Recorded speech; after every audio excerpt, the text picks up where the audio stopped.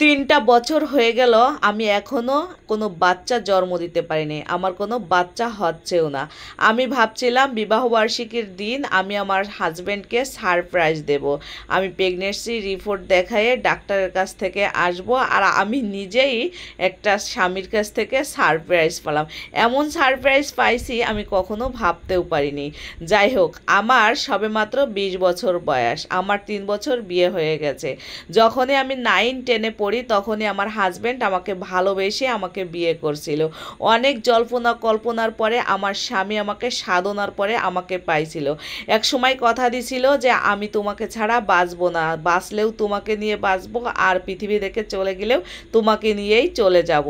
তবে তোমাকে যদি আমি না পাই আমার এই জীবন রাখবো না। আমি তার ভালোবাসার ইমোশনাল পেয়ে আমি তার প্রেমে বাধ্য হয়ে আমি তার হাতটা ধরে সেই রাতের অন্ধকারে পালিয়ে আসছিলাম।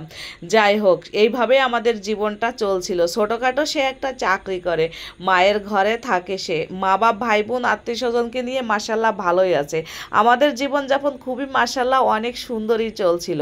এই সবাই শুরু হয়ে গেছে ঘরে একটা বাচ্চা আসুক, বাচ্চা আসলে তোদের ভালোবাসা আরও সুন্দর পরিপাটি হবে। আমরাও স্বামী স্ত্রী দুজন মিলে ভাবছিলাম হ্যাঁ আমাদের একটা বাচ্চা আসলে মনে হয় অনেক ভালো হবে।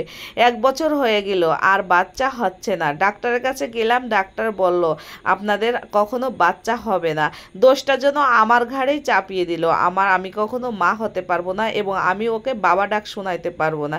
এই কথাটা শুনে আমার না ভীষণ কষ্ট লাগছিল। সেদিন আমার স্বামী হাতে হাত রেখে আমাকে বলছিল যে দেখো, দুঃখে থাকলেও আমি তোমার সঙ্গে থাকবো, সুখে থাকলেও আমি তোমার সঙ্গে থাকবো। আমি অনেক সাধনার পরে জল্পনা কল্পনার পরে আমি তোমাকে পাইছি, আমি তোমাকে হারাতে চাই না। আমি অনেক সাধনার পরে পাইছি। এই কথাটা ওর শুনে আমার বুকটা যেন ভরে গেল ভালোবাসায়। আমি চাই না এমন বাচ্চা, আমি আমার স্বামীকে পাশে চাই। সারা এত সুখ শান্তি বিলাসিতা চাই না, আমি আমার স্বামীকে এই জন্য চাই। যাই হোক, এই করতে করতে 2টা বছর আমাদের পার হয়ে গেল। যখনই 3টা বছর পার হলো তখনই আমার স্বামীর বাচ্চার প্রয়োজনই। চারিপাশের মানুষ অনেক রকমের কথাবার্তা বলে। কোনো কিছু ইনকাম করতে গেলে মানুষ, আশেপাশের মানুষ বলে তুই এসব কিছু দিয়ে কী করবি, তোর ঘরে বাচ্চা নাই। মানুষ তো বাচ্চা কাচ্চার জন্যই ইনকাম করে। একটা গাছ লাগালেও বলে মানুষ তো ভবিষ্যৎ বলতে রাখে একটা গাছ বাচ্চার কারণে। আমার স্বামীর জন্য কোনো প্রয়োজনে তার বাচ্চারই প্রয়োজন। যাই হোক, সে বাচ্চা ছাড়া কিছুই বোঝে না। এর ভিতর দিয়ে আমি বাচ্চা কনসেপ্ট করে ফেলাইছি। আমার সামনে বিবাহবার্ষিক, আমি হসপিটালে ভর্তি হইলাম।